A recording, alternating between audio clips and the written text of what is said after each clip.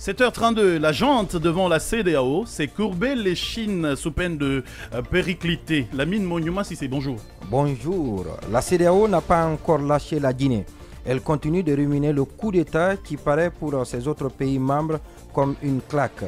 Les chefs d'État de l'organisation sous-régionale ont encore remis sur la table ce dossier. Cette fois, ils haussent le ton et deviennent plus tranchants.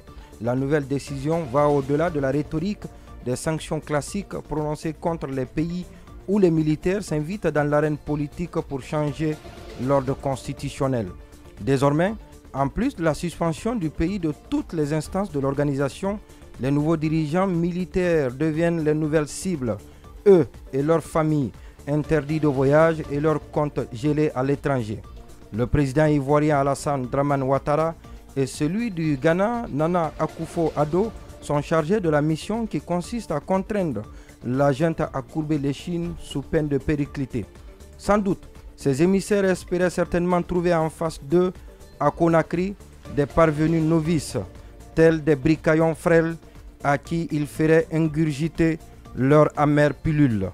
Obtenir en effet la libération sans condition du président déchu, Alpha Condé, et s'accorder avec eux sur le principe de l'organisation des élections dans un délai de 6 mois en vue du retour des civils au pouvoir.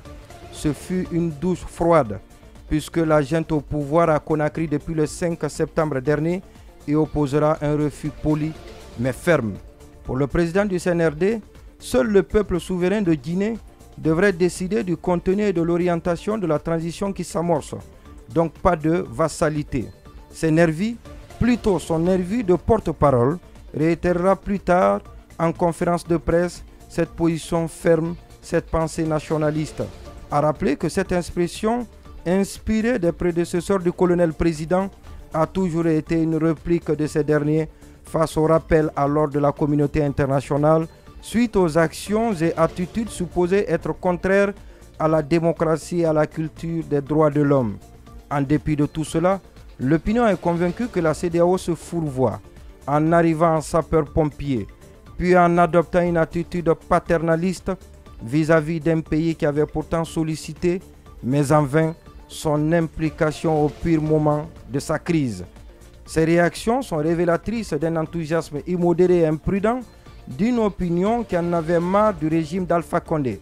Le soutien des populations qui s'exprime à travers une quasi-unanimité certaine contre la CEDEAO devrait permettre à la junte de surmonter ce nouveau tour de vis qui allait rendre alambiquée sa gestion de la transition, elle qui doit très vite faire face aux réalités de la gestion d'un pays qui est sous perfusion.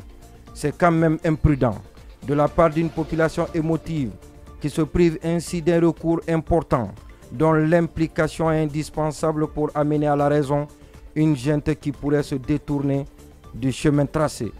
Le risque n'est pas à exclure. Merci beaucoup, Lamine Monyouma Sissé.